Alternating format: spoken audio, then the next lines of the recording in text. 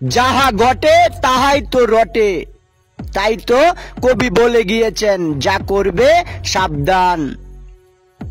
হঠাৎ করেই একজন লোক চলে গিয়েছেন, পিছন থেকে তার বস্তা পড়ে গিয়েছেন কিংবা ব্যাগ। আর এই ব্যাগটাকে নিয়েই এখন রহস্য শুরু। পরিস্থিতি কোন দিকে গড়াচ্ছে? খেয়ে গেছে মুচুলা, বেজে গেছে দাড়িওলা। তাই তো মনীষীগণ বলে গিয়েছেন, দাড়ি ফেলে রাখে মুছ, তারই নাম তো বাপুত।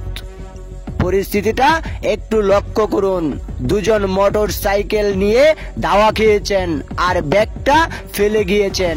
হয়তোবা টুস করে পড়ে গিয়েছিল, কিন্তু টের পাননি। পরক্ষণেই দুজন এসে পরক্ষণেই দুজন আবার আসলেন, এসে মুরব্বীকে জিজ্ঞেস করলেন ব্যাগটা কি এখানে ছিল কিনা।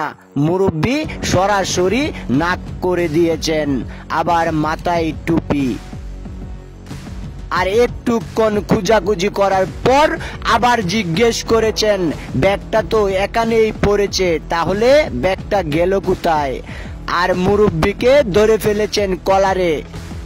আর পরক্ষণেই যারা দাওয়া দিয়েছিলেন তারাও তো চলে এসেছেন। আর একটু পরেই গাড়িতে উঠে দুজন হাওয়া, আর ওই মুরব্বীও দৌড়ে পালিয়েছেন। তাহলে বিষয়টা কি দাঁড়ালো? কে রেখে গেল আর কে দৌড়ানিটা খেলো? জিনিসটা কিন্তু মুরব্বীর ছিল না। মুরব্বী কিন্তু সৎ নিষ্ঠাবান, কিন্তু ব্যাগটা নেওয়ার পর সে কিন্তু না করে দিয়েছিল যে ব্যাগটা সে নেয়নি। যদি ব্যাগটা দিয়ে দিত তাহলে কিন্তু তার সমস্যার সমাধান এখানেই ছিল। আর পরক্ষণে তার গাড়ি রেখে মুরব্বীও এটার ভয়ে দৌড়ে পালিয়েছেন। তাহলে এখন চিন্তা করে দেখুন, কার দোষে কে ধরা খেয়েছে।